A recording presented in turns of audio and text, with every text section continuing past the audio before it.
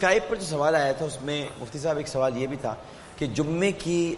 نماز سے پہلے جو تقریر کی جاتی ہے، جو خطاب ہوتا ہے، اس کی کیا شرعی حیثیت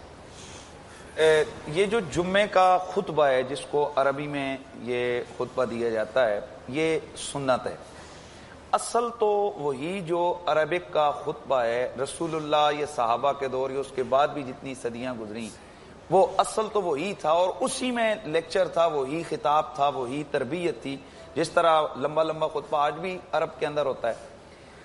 اب ہمارے یہاں چونکہ ہمارے شرعی نقطہ نظر سے وہ جو خطبہ دی ہے اس کے اندر ایک صورت یہ کہ وہ عربی میں ہو۔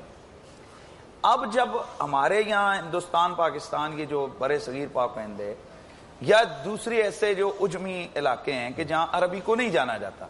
اب وہاں انہوں نے کہا کہ بھئی مقصد تو ہے کہ عوام کو میسج جائے، ان کو حلال حرام کا پتہ ہو، ان کو شریعت کے مسائل کا پتہ ہو۔ اب کیا کریں؟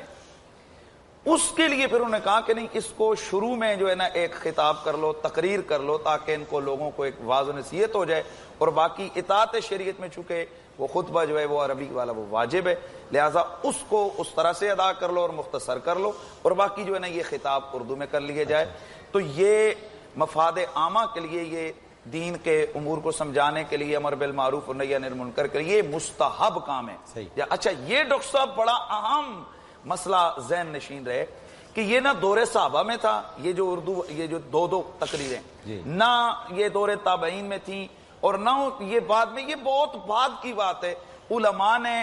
اور یہ اسی طرح یہ جو ہم خطبے کے دوران ایسے کر کے بیٹھنا اور ہاتھ کو چھوڑ دینا، یہ سب چیزیں ادب کے لیے، یا خطبے کے اندر خلفائے راشدین کا جو نام ہم لیتے ہیں، یہ جو ساری چیزیں ہیں یہ بڑی بعد میں شروع ہوئی ہیں، اور ان کا مقصد تربیت کرنا تھا۔ تو اس کا مطلب ہے کہ ایسا کام جس میں مفاد عامہ ہو، اسلامی نقطہ نظر سے لوگوں کو تربیت مل رہی ہو، اچھا کام ہو، وہ بے شک دور رسول یا دور صحابہ میں نہ بھی ہو، بعد میں بھی ہو، وہ شریعت کے کسی اصول سے نہ ٹکرائے تو وہ منع نہیں ہے۔